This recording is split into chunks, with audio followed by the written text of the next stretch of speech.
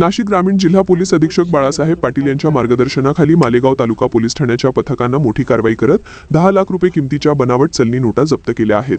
29 October 2025 रोजी मुंबई आग्रा महामार्गावर 2 संशयास्पद इसम बनावट चलनी नोटा विक्रीसाठी येणार असल्याची माहिती पोलिसांना मिळाली होती।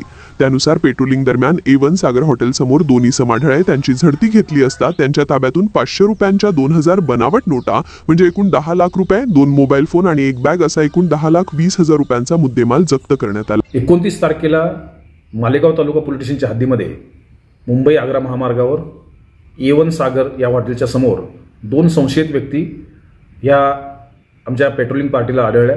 त्यांच्याकडील एका बॅगमध्ये झडती घेतली असता त्याच्यामध्ये साधारणतः 10 लाख रुपयाचा मुद्देमाल हा मिळून आलेला आहे। 500 रुपयाच्या 2000 नोटा त्या ठिकाणी होत्या। त्याचं व्हेरिफिकेशन केले असता त्या संपूर्ण नोटा ह्या बनावट असल्याचे निदर्शनास आलेले आहे।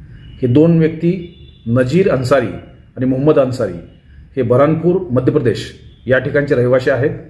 यांच्या कब्जातून संपूर्ण मुद्देमाल आणि 2 मोबाईल फोन हस्तगत करण्यात आलेले आहेत। या नोटा मध्य प्रदेशपेक्षा इतर राज्यातून आणलेल्या असाव्यात असा आतापर्यंतच्या तपासामध्ये काही गोष्टी समोर आलेल्या आहेत। त्यांनी हा मुद्देमाल याच मालेगावच्या ठिकाणी किंवा नाशिक जिल्ह्यामधील एका व्यक्तीला देण्यासाठी त्यांनी या ठिकाणी आणला होता अशी माहिती समोर येत आहे।